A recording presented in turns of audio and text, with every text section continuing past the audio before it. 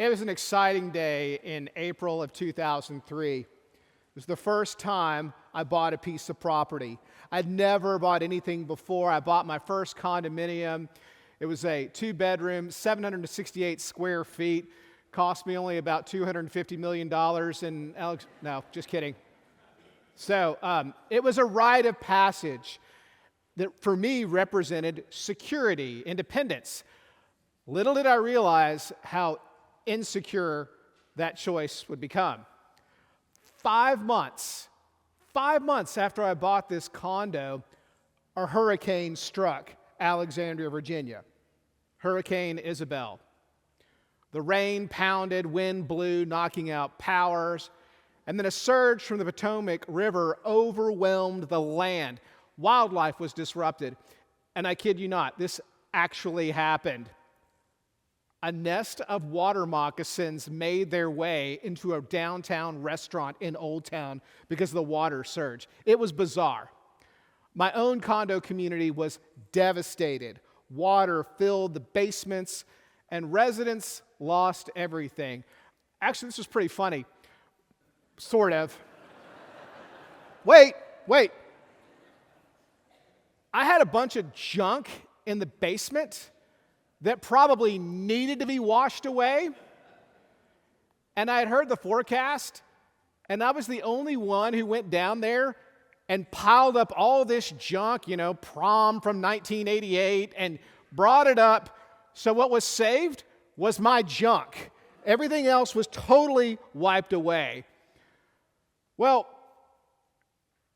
in the condo board's infinite wisdom, because the damage cost millions of dollars, 3 months prior, they canceled our flood insurance because they thought it was unnecessary. There had never been flooding in that area. Never mind the Potomac River's right there.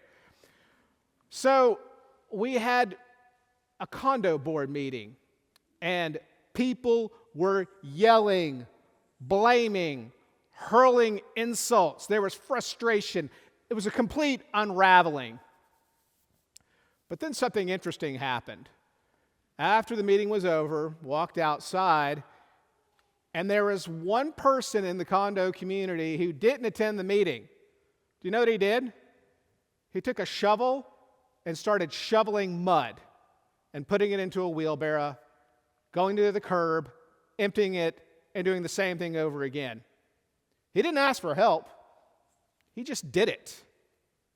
His witness of this action, and he had a vision. The vision was to clean up the place, to clean up this small section.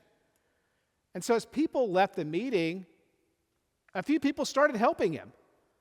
They joined in.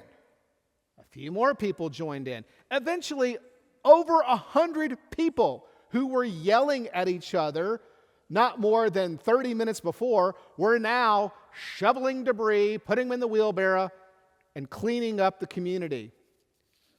He led by vision, but more importantly, he led by action, this one anonymous man who just took one task at a time.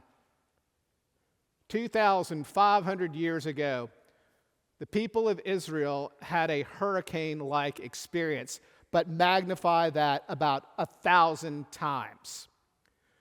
And this is what Isaiah is talking about. An invading army, the Babylonians, they overwhelmed the kingdom, they rounded up the population, and exiled them into a foreign land. Everything the people had known, gone. Homeland, temple, and cultural identity, all of it wiped away.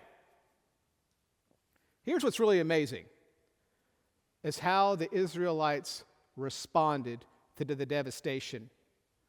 So they were exiled into a faraway land, but they maintained their vision of returning back home to God someday, knowing that God was with them back home to the promised land.